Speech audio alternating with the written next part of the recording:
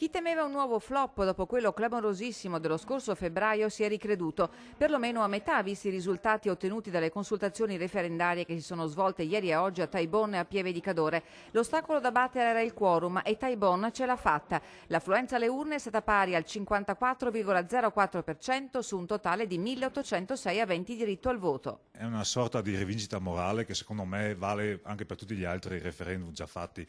Alla fine il messaggio politico è chiaro, tutto l'Agordino e parte del Feltrino sono d'accordo per creare la regione Dolomiti e andarsene dal Veneto.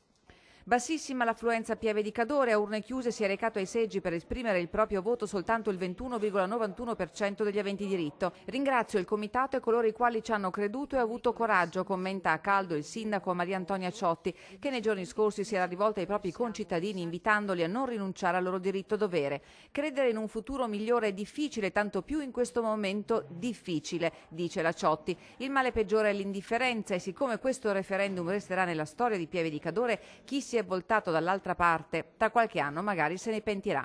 Il flop referendario di Pieve di Cadore dopo Sappada, il secondo comune bellunese a chiedere l'annessione al Friuli Venezia Giulia, si unisce a quello degli altri 7 comuni bellunesi dove si è votato lo scorso febbraio, quando per la prima volta dopo la Mon i cittadini non hanno dimostrato alcun interesse per la consultazione. Che cosa è successo invece a Pieve di Cadore?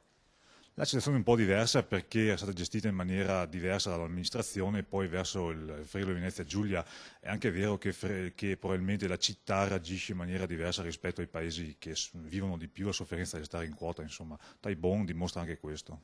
Diverso è il caso di Taibon a Gordino, dove ieri e oggi gli appelli al voto hanno raggiunto con ogni mezzo tutti i cittadini. I risultati a Taibon, il sì al passaggio al Trentino Alto Adige sono stati 944, i no 29, 2 schede bianche e una nulla. Il segnale è chiaro. Nel momento in cui andremo a trattare per le riforme istituzionali che ci saranno in provincia del Belluno, così come per il resto dell'Italia, se abbiamo la forza di chiedere qualcosa di diverso, forse questa volta ci sarà dato perché ce lo siamo preso, altrimenti non ci sarà dato perché non l'abbiamo chiesto e quindi va benissimo e anzi è un invito anche agli altri comuni che hanno già raccolto le firme o stanno per decidere di andare avanti perché l'autonomia non viene data, si conquista e allora dobbiamo conquistarcela.